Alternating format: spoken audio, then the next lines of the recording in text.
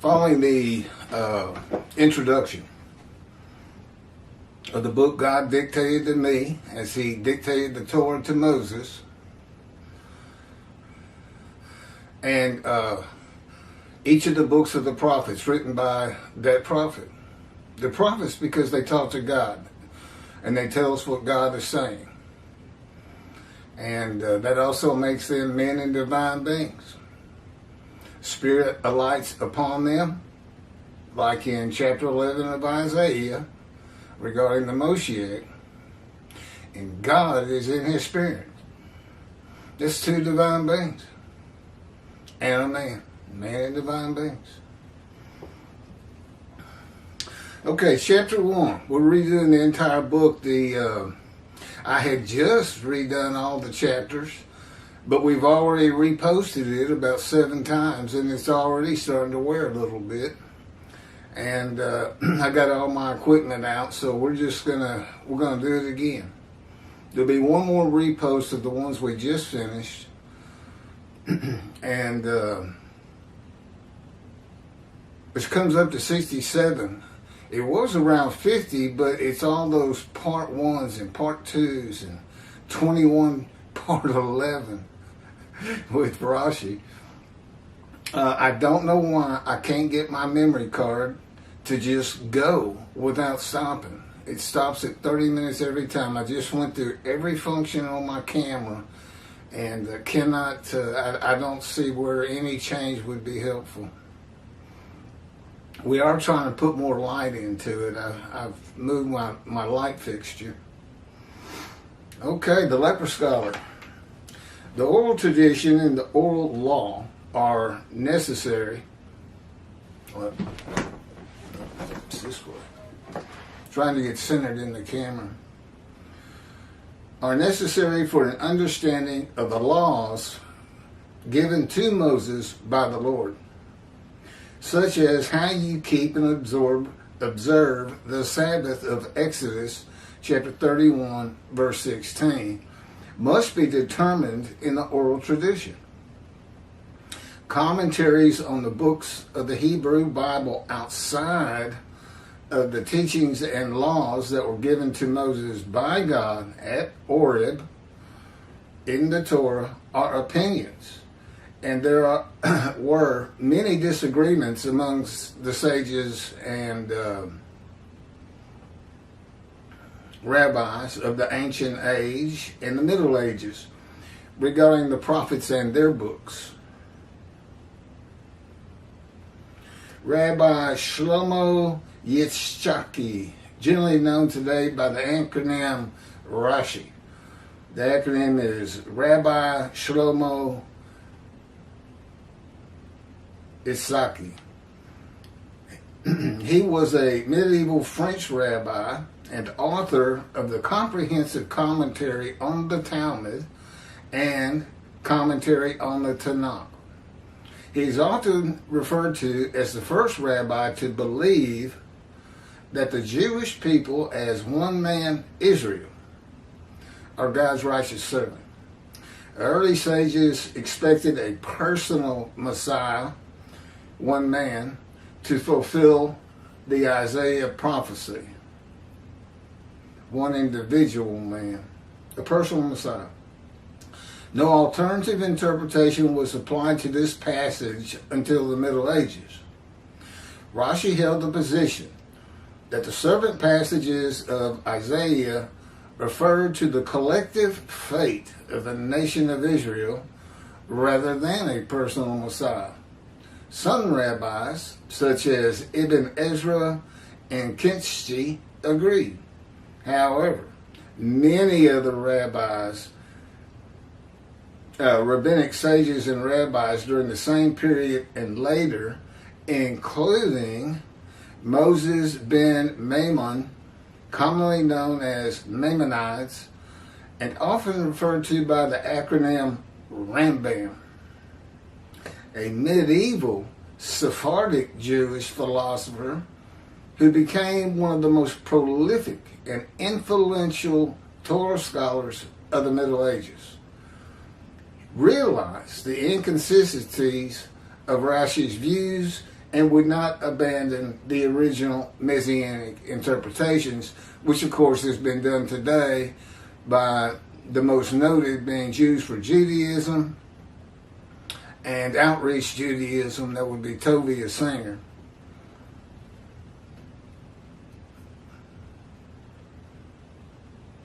Tovia's got some 66,000 followers, and I don't know what Jews for Judaism has, but I suspect it's even more, but I'm not sure about that. Rashi's commentary on Isaiah 52, 13 through 15, supporting his position, conflicts with his commentary on the book of Zechariah, chapter 1, when he says, okay, that's Rashi's commentary on 52, 13 through 15, and all of 53. But it conflicts. He says this on the first page of the book of Zechariah, chapter 1. The prophecy of Zechariah is extremely enigmatic because it contains visions resembling a dream that requires an interpretation. We cannot ascertain the truth of its interpretation until the teacher of righteousness comes. Teacher of righteousness is the personal Messiah described in Isaiah 53. So here if that was his opinion, he didn't have it when he was going through and adding commentary to the book of Zechariah. So I don't know when he supposedly changed, or if he had changed back and abandoned it. I don't know. I don't know if anybody knows. The teacher of righteousness, Rashi, awaits as God's righteous servant of Isaiah 53. He is referring to a particular man and not the people Israel, which would include himself. Rashi is known for inconsistencies in his interpretations. Some of the first written interpretations, or targums, which is ancient paraphrases on biblical texts. That's a targum. See Isaiah 53 as referring to an individual servant, the Messiah, who would suffer. Messianic Jewish Talmudist Cracknell Freiland recounts those early views. Quote, our ancient commentators with one accord noted that the context clearly speaks of God's anointed one. That would be Isaiah 11, the Messiah. The Aramaic translation of this chapter, ascribed to Rabbi Jonathan ben Uziel, a disciple of Hillel, who lived early in the 2nd century, Common Era, begins with the simple and worthy words. Excuse me. Behold, my servant Messiah shall prosper. He shall be high and increase, and be exceedingly strong as the house of Israel. Look to him through many days, because their countenance was darkened among the peoples, and their complexion beyond the sons of men. And this is in parentheses, Targum Jonathan on Isaiah 53, ad locum. We find the same interpretation in the Babylonian Talmud. What is the Messiah's name? The rabbi said his name is, and this is in quotes, the leper scholar. As it is written, surely he hath borne our griefs and carried our sorrows, yet we did esteem him a leper, smitten of God and afflicted. That's from the Sanhedrin, 98 small b. Similarly, in an explanation of Ruth, chapter 2, verse 14, in the Midrash, Rabbah, it states, he is speaking of the King Messiah, come hither. draw near to the throne, and dip thy morsel in the vinegar. This refers to the chastisements, as it is said, but he was wounded for our transgressions, bruised by our iniquities. And what you can see here, they have the same problem everybody's had from day one. Nobody realizes all these words of suffering and wounds and punishment, chastisement, have to do with the fire refinement. That the personal Messiah, the righteous servant Moshiach, prophet like Moses and Elijah, has to go through to make the many righteous. Elijah makes the many righteous himself. He recounsels sons to fathers and fathers to sons in Malachi 3.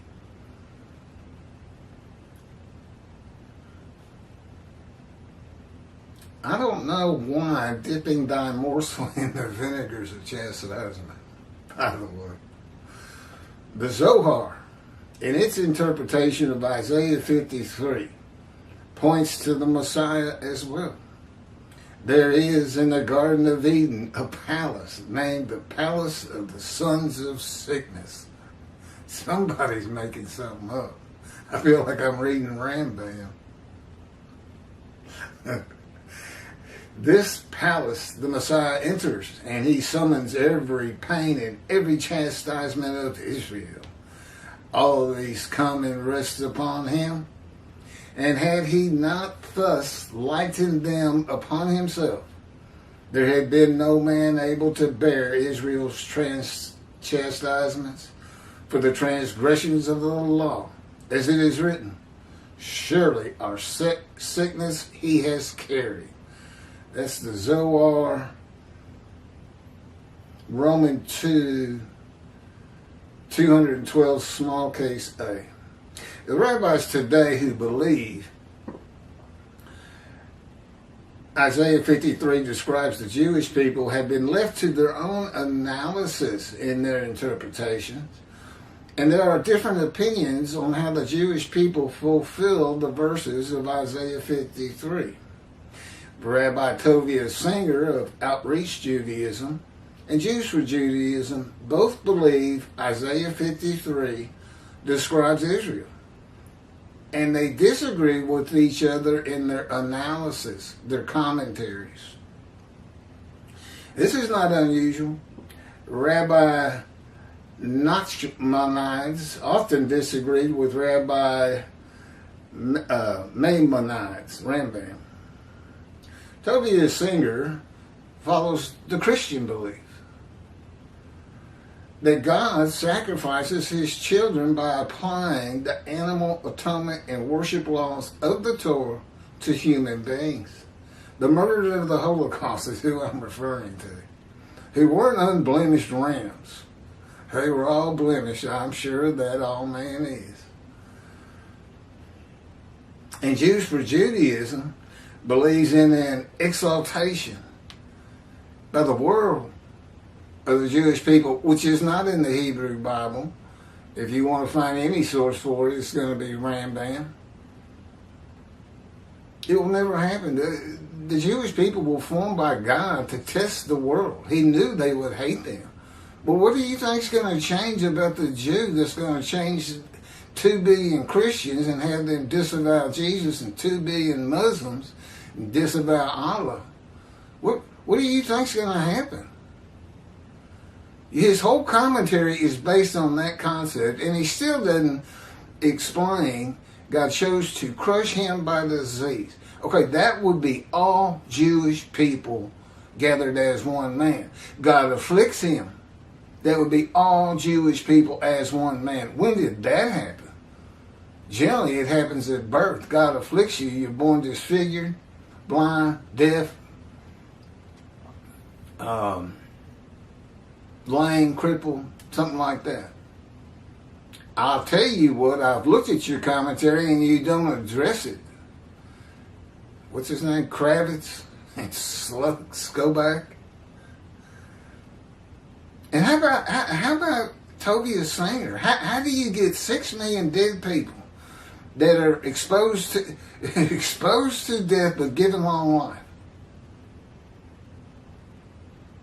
And how is 6 million of some 20 million in the world or something like that, all the people gathered as one man Israel? And when did they go out and make the many righteous, this 6 million?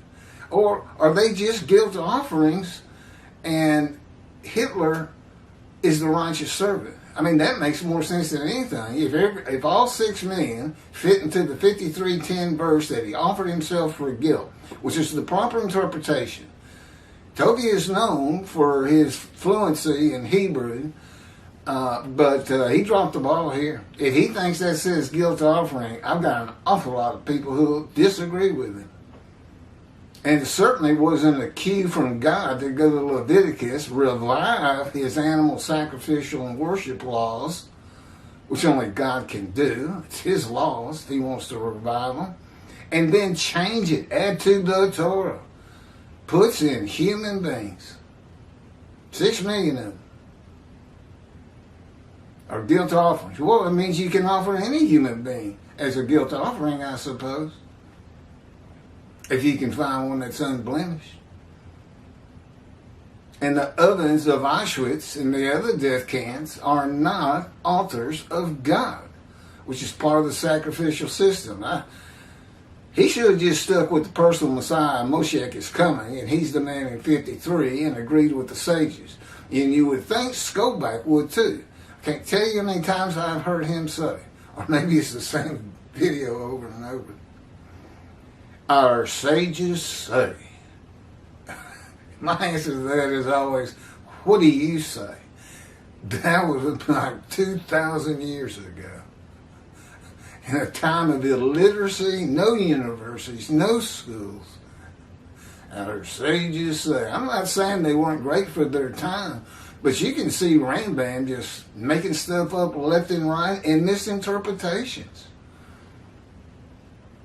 I'm sure he was one of the greatest of his time, and a physician to boot. I think in Egypt. You know what he probably believed in this day of medicine and science and knowledge? Putting leeches on people and draining their blood to get a sickness out of them. Yeah, you got to be careful when you start, idolizing people from long ago. You got to consider when they lived and what they believe. Resurrection of the dead is the other. We believe in a spiritual heaven today. After a period of enlightenment in the common era that is here today through computers, and it's provided for in the Hebrew Bible, chapters 1 and 10 of Ezekiel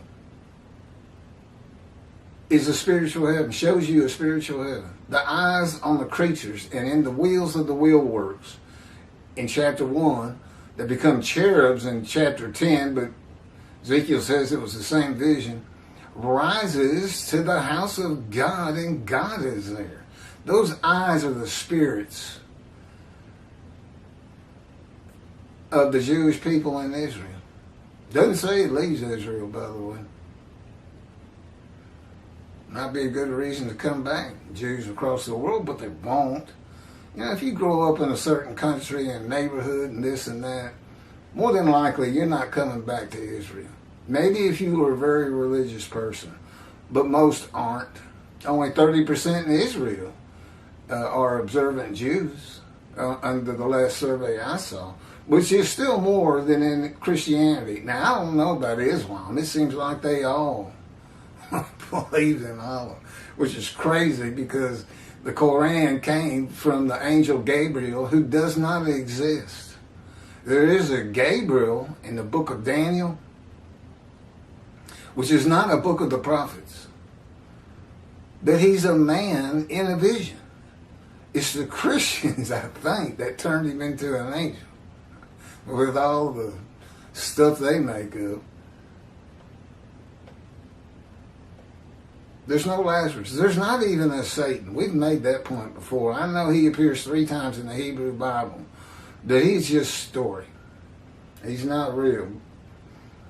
Well, he's not attacking God anyway, because I've been with God for 16 years now. I haven't spotted him coming around. I know in Job he comes and talks to God, but there's no angel Gabriel, which means that statement regarding the Quran, that it was based on information the angel gave Muhammad, and then his followers wrote the Quran based on what he told them. There's a serious flaw in there somewhere. Now, it may not be as bad as the New Testament. I mean, it's awful. What? Prophecy fulfilled. No, it's not. Matthew. And the greatest lie ever told in deceit by the lips of Jesus himself. Now, I don't know how you can be unblemished if you've tricked the world into believing they're sin-free because of your crucifixion. Actually, he never actually taught that. It really comes from Paul and Peter. And, of course, is believed by all Christians today.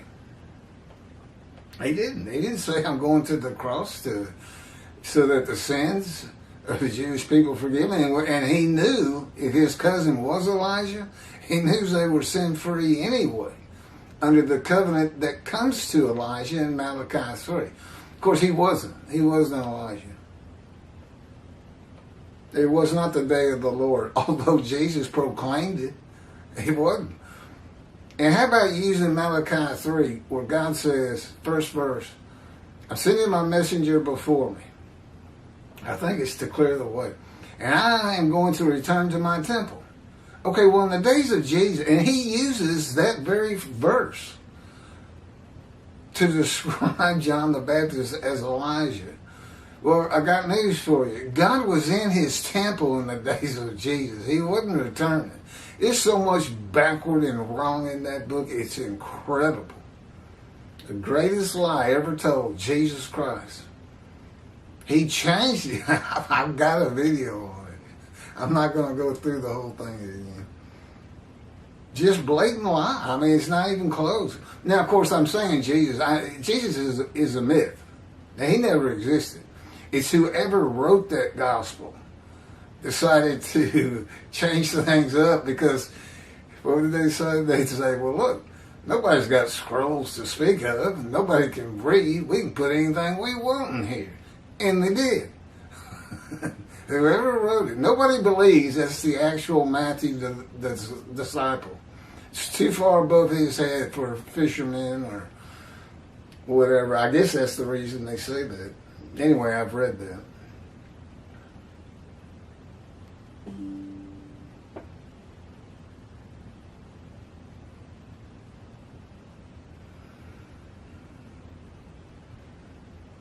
It's got a message, something on Xfinity Wi-Fi. Are we still connected? I guess it doesn't matter.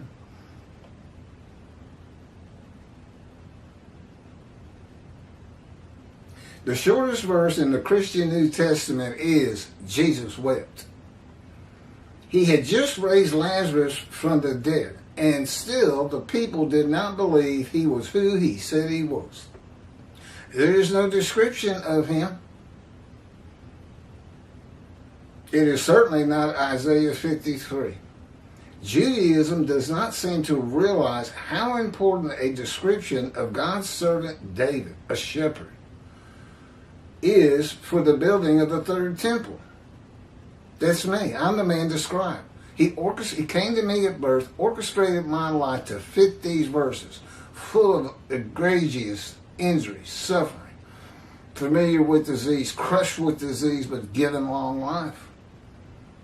22 years ago, I was told I had stage 4 lung cancer and maybe a month to live, and it was untreatable. Haven't seen a doctor since. 22 years. He crushed me. He told me. He said, I crushed you with it, and then I took it away. He removed it. I said, thank you. Okay, and as I've explained to you, we got 4 righteous servants to come. We've only got a description of one righteous servant, which of course is me. I handle the duties of all 4. I've already handled the prophet like Moses. God dictated this book and another book, my life, to me as he dictated Torah to Moses, which is the unique aspect of Moses. That in the Exodus, but we don't have any reason for that. That's who you look for. You don't look for a leader like Joshua and say, well, he's the prophet like Moses. No. God didn't dictate a book to him, best we know. But it is the book of Joshua. So if you go with the leading character, he did. And God's not going to answer it. Maybe, maybe not. But in any event, he's not the man of Isaiah 53 either. There's nothing in his life that would compare to what I've been put through. The prophet. Now remember, Elijah's supposed to clear the way. He's the messenger in Malachi 3. If Elijah is not recognized, right here, it's my knowledge of heaven you look for. The only man specifically taken to heaven in the Hebrew Bible, and he returns. What do you think that's about? A proof. Ask me something about heaven. God taught me everything I need to know. And for the most part, it's all in this book. How the angel of God's presence was created. How Adam was created. Nuts and bolts. If Elijah is not recognized, his purpose in clearing the way for the Lord's return to his temple will not prosper. And God will bring utter destruction to the land, Israel. God considers himself his creation. Now that's in Malachi 3, his last words. Why there isn't a clamoring to have a temple built in 1948 to today, I don't know. Except your rabbis apparently don't teach it. Utter destruction to the land if there's no temple. And for 70 years there's been no temple. He could have come back in any one of those years. He is back. But he knew the temple wouldn't be built. Because he says so in the covenant of friendship. I will place my temple amongst you. Which, by the way, the covenant of friendship completely refutes the Messianic era. And there's nothing taken into account that when Moshiach is here, that is me, all rabbis have been reckoned with and dismissed before God. And I am the only teacher he recognizes. What do I teach? This book. No rabbi would be in the Messianic era. And they're not going to be in the Jewish heaven because they're not going to be in the scroll of remembrance unless they start teaching this book, particularly Tovia Singer and Jews for Judaism. Because they got so many followers, they got so many people, you can't even begin to say it's not Israel without getting slapped down by anybody who's familiar with 53. They'll have a fit. The prophet like Moses will write the words of God as Moses wrote the first 5 books of the Bible, the Torah, at the command and direction of God. Orthodox Jews commonly believe that, quote, Torah from heaven is the central tenet of the Jewish religion. This is divinely received by Moses because God gave it to him. In Orthodox circles, it is understood to mean that God dictated the entire text of the first 5 books of the Bible, with the possible exception of the last 8 verses of Deuteronomy. Is that where Moses died? Anyway, to Moses, and then wrote it down. If he is not recognized, and again, that's me, I'm his representation, the prophet like Moses. He speaks to me, I speak to the Jewish people, those that want to listen. If he is not recognized, no one will know that what he writes is Scripture, the written word of God. He wants Judaism out of antiquity and into the modern times. Knowledge. Believe in a spiritual heaven. Well, Rambam's 13 principles of Judaism, the 13th one, is a belief in a resurrection. Well, take it out. Change it. Or delete it. And say, from now, I don't know, do it any way you want to do it. But you should get the resurrection out of it, just like the Christians should tear off the Old Testament and pretend they never attached it to their book. Because that's primarily why God's wrath is upon them today, from Isaiah 51. And mind